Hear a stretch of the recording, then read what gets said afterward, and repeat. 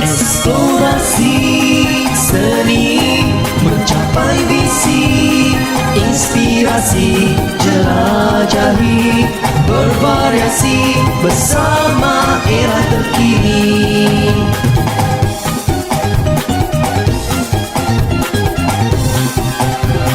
Eksplorasi seni.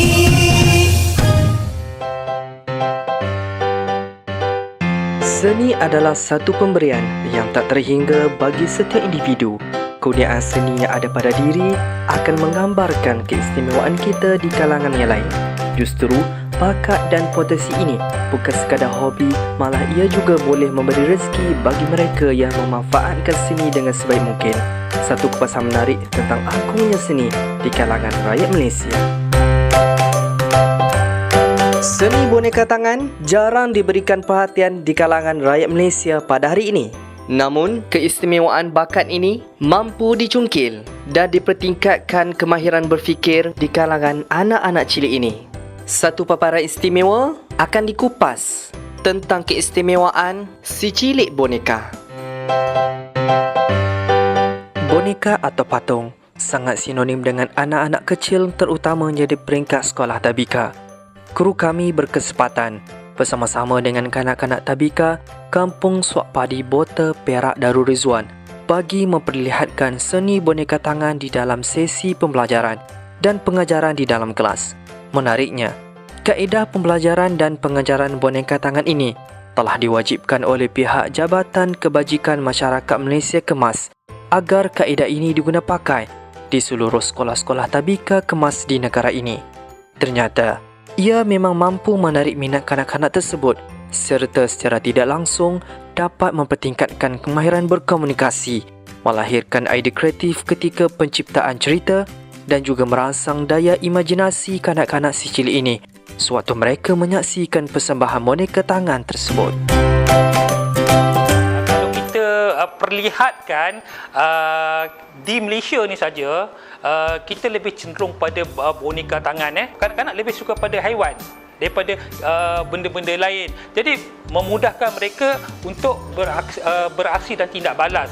Dan kalau kita pergi pada cerita pula, kita ada beberapa cerita tetapi kita melihat kepada tahap-tahap dia. Okey, kalau tahap macam anak-anak yang 4 tahun, 5 tahun tu sesuai dengan watak-watak haiwan. Kalau kita pergi kepada tahap-tahap yang kata 6 tahun tu lebih kepada cerita-cerita rakyat. Cerita-cerita raja-raja ada juga tu. Nazarul Amin merupakan aktivis boneka tangan yang mempunyai pengalaman hampir 20 tahun di dalam bidang ini. Baginya, boneka tangan ini memang menjadi kesukaan kanak-kanak ini dan mampu membuatkan mereka terus berfikir dan memberi respon segera terhadap cerita yang disampaikan.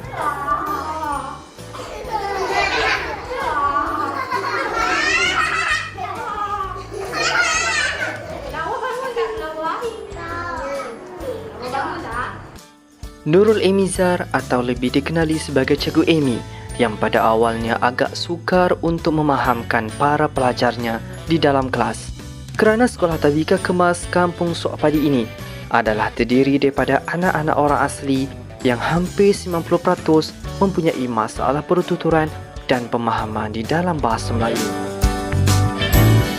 Okay, dari segi sikap daripada kanak-kanak ni yang saya dapat lihat ialah apabila penggunaan boneka tangan ini, mereka lebih berinteraksi tu lebih berkesan daripada yang tidak tahu bertutur, daripada senyap lebih kepada bercakap. Baginya ini adalah satu tanggungjawab yang perlu dipikul bersama rakan sejawat yang lain bagi memastikan kanak-kanak ini turut menguasai bahasa Melayu dan bahasa Inggeris dengan menggunakan kaedah boneka tangan.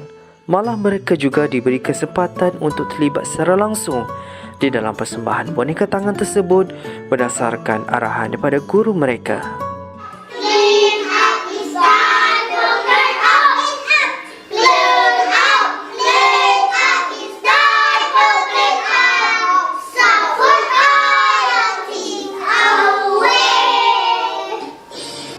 Menurutnya lagi, pihak kemas juga turut mengaturkan pertandingan boneka tangan yang melibatkan kanak-kanak tabika seluruh Malaysia sempena pertandingan Hari Potensi Anjuran Kemas.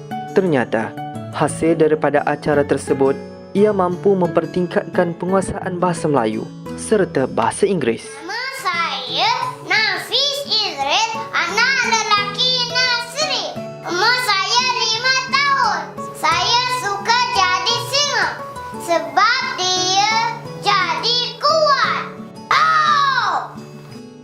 Kesenian boneka tangan bukan sahaja mempertajamkan kreativiti kanak-kanak kecil, malah ia juga memperhebatkan lagi keupayaan guru-guru dalam menghasilkan boneka tangan tersebut.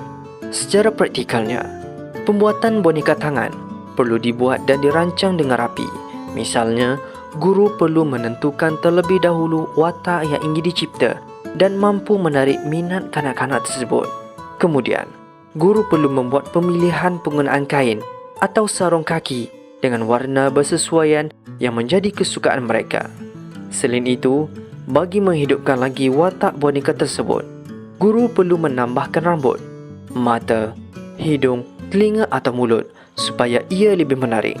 Paling penting, guru perlu mempunyai kemahiran menjahit atau seni kraft tangan bagi menghasilkan boneka-boneka yang kreatif dan mampu memberikan keceriaan serta keseronokan si cilik tersebut.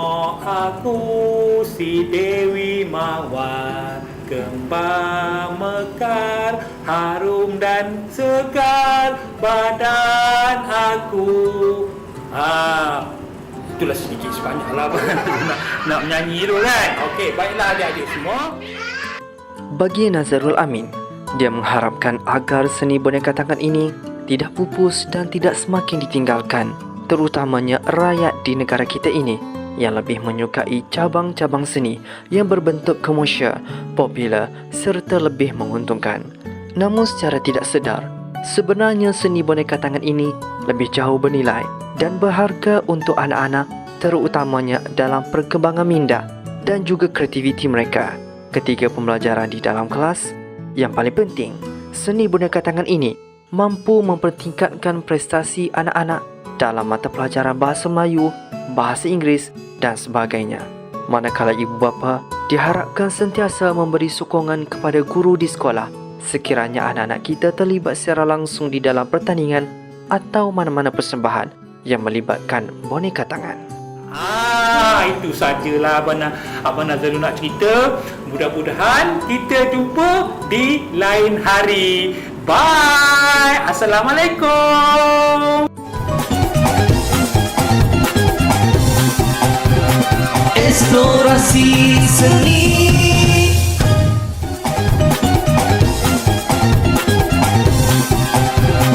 Eksplorasi seni. Kaligrafi berasal daripada bahasa Yunani Greek iaitu kalos grapha yang membawa maksud tulisan yang cantik. Ia mula diperkenalkan sejak zaman Mesir Purba, Yunani Purba dan Cina Purba. Eksplorasi seni akan menyingkap keindahan seni kaligrafi yang mana pada masa kini menjadi perhatian di kalangan pencinta seni.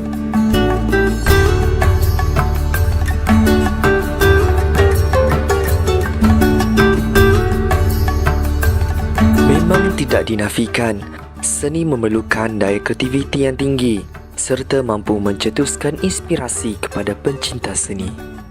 Seperti yang diketahui, kaligrafi adalah tulisan yang ditulis dengan penuh nilai-nilai Islami bagi memartabatkan tulisan Jawi. Bagi kupasan eksplorasi seni kali ini, ayuh kita bersama-sama mendalami serta memahami teknik penulisan kalimah-kalimah suci yang diterjemahkan dalam bentuk kaligrafi Islami ini dengan menggabungkan pilihan-pilihan warna yang menyerlah serta kreativiti penulisan yang diukir sehingga mampu menjadikannya karya yang terbaik sebagai galeri koleksi yang ada.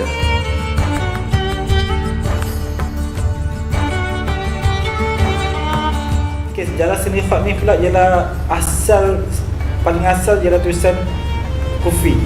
Yang kalau kita tengok sekarang ni, trend sekarang ni yang khat petak-petak tu. Itulah khat yang terawal sekali.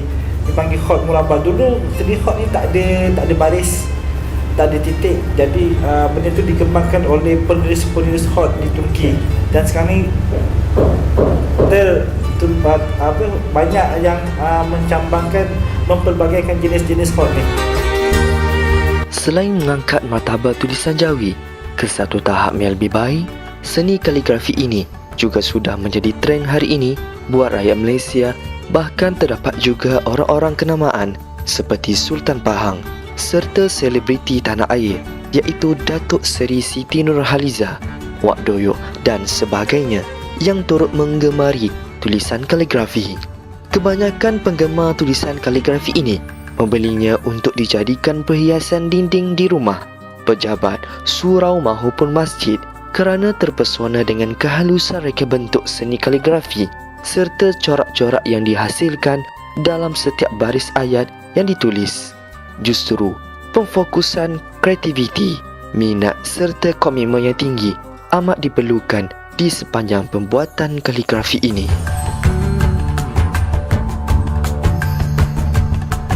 Untuk bermula dengan seni khot ni, boleh beli benda ni dekat Daiso Japan. Japan ni pun itulah RM5.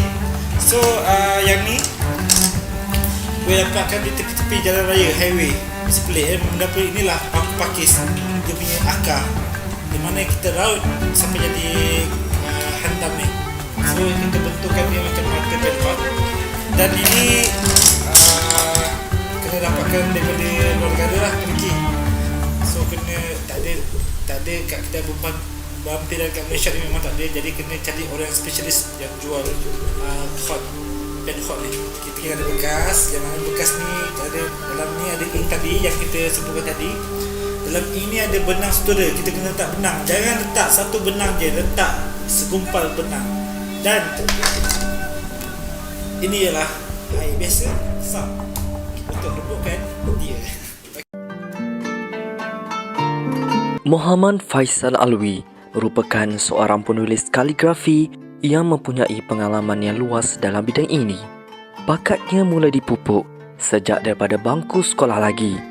Berkat pengajaran daripada guru, secara tidak langsung pada hari ini minat yang dipupuk sejak dari awal tersebut akhirnya menjadikannya salah seorang ahli usahawan muda yang berjaya dan mula berkecimpung dalam dunia perniagaan ini sejak dari tahun 2013 lagi. Menurutnya, setiap tulisan kaligrafi yang dihasilkan, pasti dia akan merasakan roh pendakwah dalam dirinya kerana setiap ayat-ayat yang ditulis kebanyakannya daripada ayat-ayat suci Al-Quran yang perlu diperjuang, dipelihara, dipertahankan dan dipergahkan kesuciannya. Begitu juga ketika menghasilkan tulisan ini, kita perlu bijak meletakkan tulisan tersebut supaya kelihatan seimbang pada bingkai yang digunakan. Baginya lagi, dia perlu semak berulang kali hasil tulisan kaligrafinya agar setiap ayat maupun baris atau tanda diletakkan dan ditulis dengan betul bagi memelihara makna keagungan ayat-ayat Quran tersebut.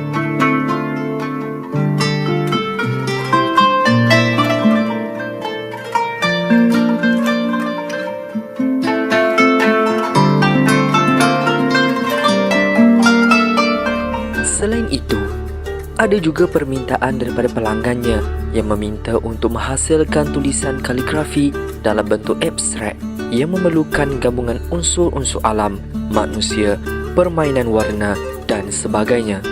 Sebagai penulis kaligrafi, semua itu perlu ada bagi meindahkan lagi estetika tulisan kaligrafi ini.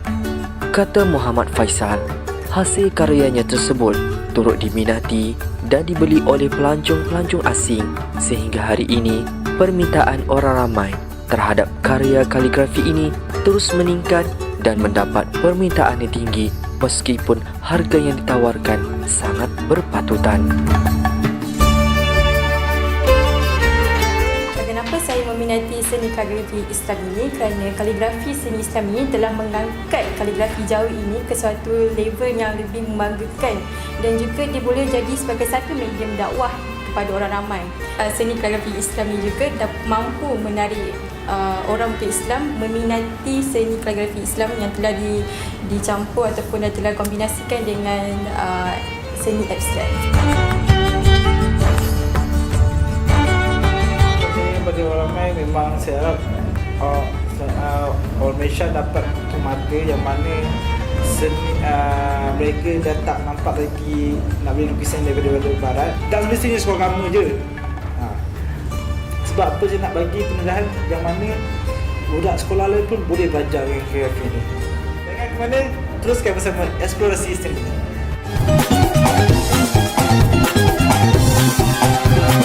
Eksplorasi Seni.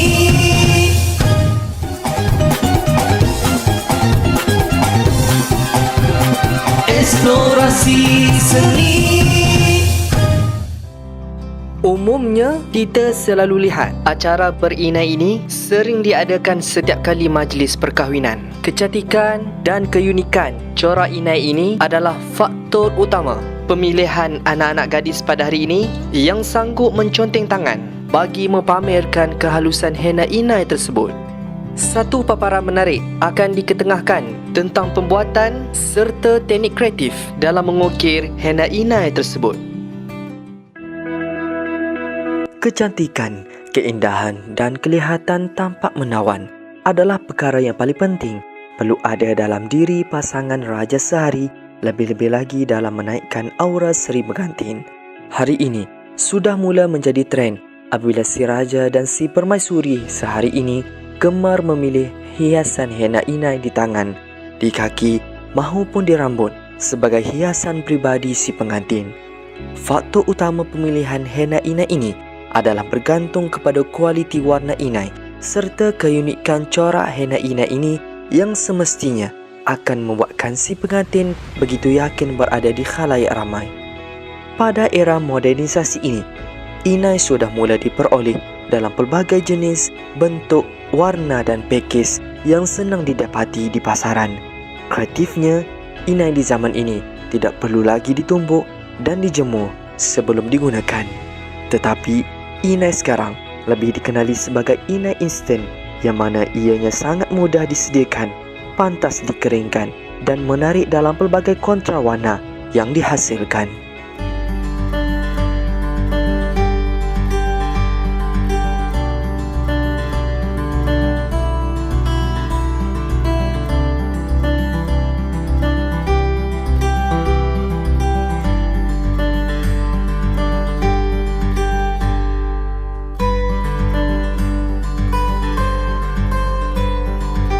Kebanyakan corak henna inai ini lebih berbentuk bunga dan terus diberi sentuhan kreatif dalam pelbagai bentuk corak.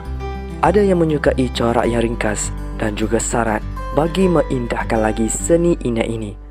Menurut Liana yang sudah 10 tahun dalam bidang seni henna inai ini, katanya kerjaya ini memang memerlukan pemfokusan yang tinggi dan mood yang baik dalam menghasilkan hasil kerja yang cantik. Nilai seni yang ada dekat dalam henna inai ni dia ada beberapa lah. Seperti macam sekarang ni orang kata dah jadi tradisi untuk bakal-bakal pengantin kita. Dan keduanya kita keunikan inai tu sebab orang kata tak semua orang boleh menghasilkan lukisan, lepas tu boleh mereka sesuatu desain yang baru. Sebab nilai seni ni sepatutnya kita kena lebih pada fokus. Dia tak seperti yang lukisan-lukisan biasa. Sebab benda ni kalau kena ada fokus lah, baru kita boleh hasilkan desain yang cantik untuk customer pun berpuas hati. Menurutnya, sebelum menguasai ukiran corak henna inai ini, seseorang itu perlu mengikuti kelas bagi mempertingkatkan kemahiran tersebut. Latihan demi latihan perlu dibuat sebelum mengukir henna inai di tangan para pelanggan. Langkah pertama sebelum melukis corak ialah pelanggan akan memilih corak henna yang diminati. Kemudian, pengimbangan corak tersebut akan dibuat dalam bentuk garisan lurus dan lengkung supaya ianya berada di kedudukan yang betul. Menurutnya lagi, kesenian corak henna inai ini terletak kepada keunikan dan kehalusan hasil seni yang dihasilkan. Penelitian dalam setiap ukiran corak perlu diberikan perhatian supaya pelanggan berpuas hati dengan hasil kerja tangan yang kita lakukan. Apabila selesai ukiran henna tersebut, pelanggan perlu mengeringkan inai itu lebih kurang dalam 15 minit. Jika tidak, warna yang dihasilkan tidak menarik dan cepat luntur. Setelah 15 minit, inai yang dikeringkan tadi akan ditarik keluar. Pastikan tangan tidak dibasuh dan ia perlu ditunggu lagi lebih kurang dalam 5 hingga ke 10 minit lagi.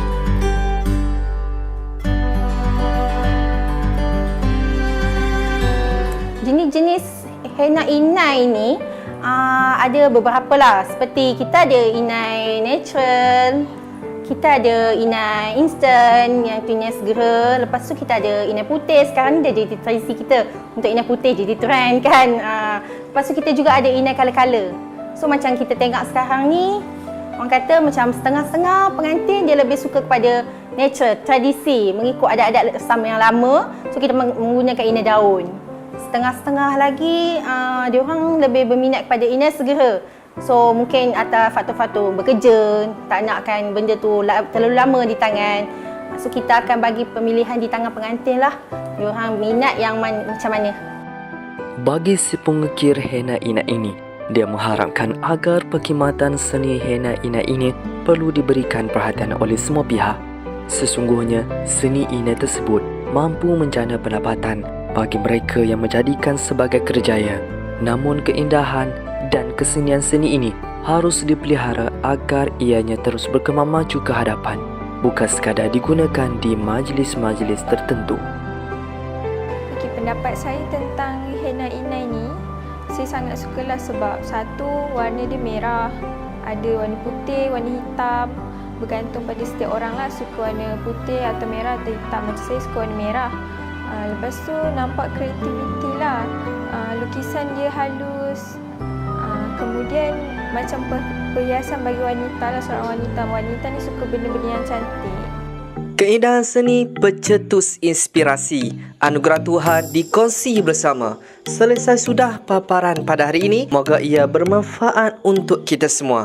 Majalah Eksplorasi Seni berakhir di sini. Terima kasih di atas kesudian anda menonton inspirasi bersama kami.